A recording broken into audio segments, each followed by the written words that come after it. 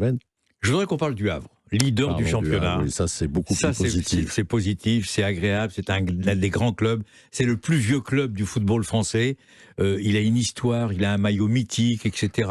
Bleu ciel et bleu foncé, enfin, etc., etc. Enfin, tout le monde le sait.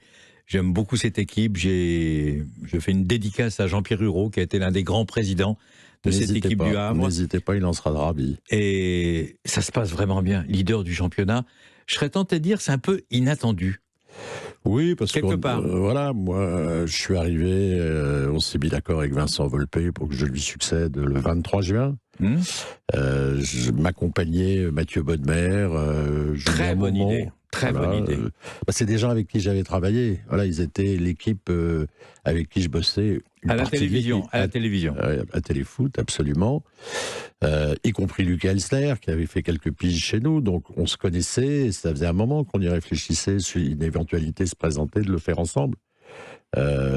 Julien Maumont, c'est le moins connu. Mohamed El Karaz, c'est effectivement le moins connu.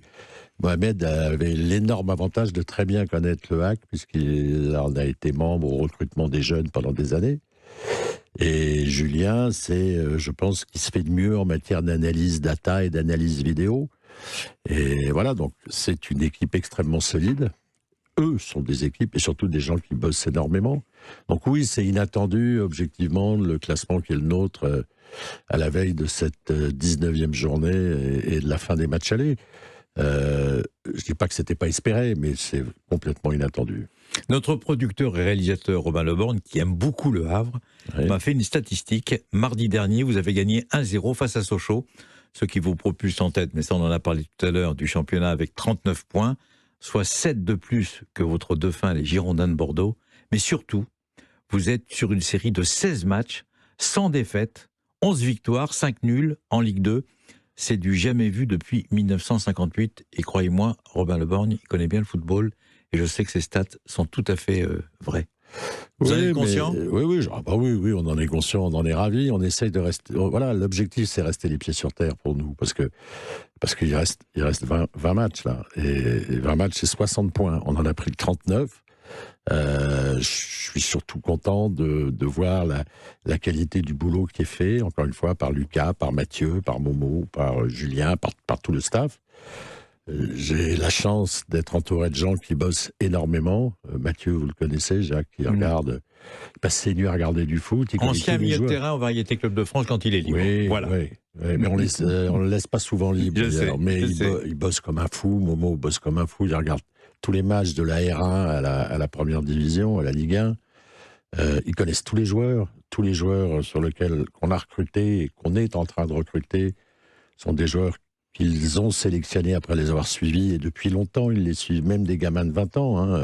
Les deux petits, Tergelin et Kinkwe, qui viennent d'arriver, c'est des garçons qui étaient déjà suivis l'été dernier et encore l'année dernière. Donc, le travail paye. Voilà. Par rapport à ce que vous avez vécu, vous faites partie de cette séquence sur Europe 1, en tous les cas ce soir, les décideurs du sport, vous avez un rôle extrêmement important.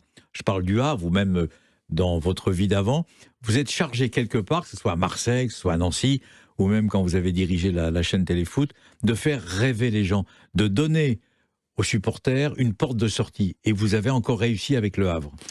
Ouais, quelque part, vous avez un rôle important. Oui, mais c'est un rôle de coordination, c'est faire travailler les gens ensemble, tirer le maximum. Et de faire rêver le public aussi, c'est important. Pour faire rêver le public, voilà. Parce que notre objectif, et c'était l'objectif annoncé quand on est arrivé, il fallait refaire venir du monde au stade Océane, qui était un peu désert. Qui est un magnifique stade. C'est un très beau stade, qui n'est pas vieux, qui est un stade qui a 10 ans, donc c'est fait partie des stades très modernes.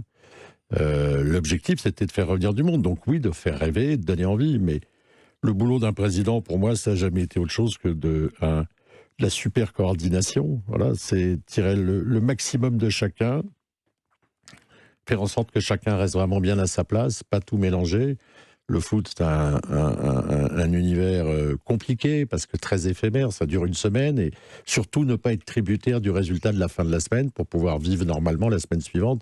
Ça vaut pour tous les collaborateurs. Donc voilà, c'est ça le boulot, mais c'est ce que j'ai fait à Marseille, et c'est ce que j'ai fait à Nancy, et dans les deux cas, ça a plutôt réussi. Donc oui, c'est quelque chose que je sais à peu près faire. C'est une passion, le football, c'est il y a un côté obsessionnel chez vous. Vous adorez ça. Oui, j'adore adorez ça. J'adore ça. Ça fait partie de votre vie à 100%. Oui, il n'y a aucun doute. J'adore ça. J'adore les voir, l'entraînement. J'adore l'univers qu'ils représentent, mais pas comme un aficionado ou qu'un fan. Vraiment, c'est un très grand plaisir de les regarder bosser, de bosser avec eux. Donc oui, c'est une vraie passion. Quel est vos meilleurs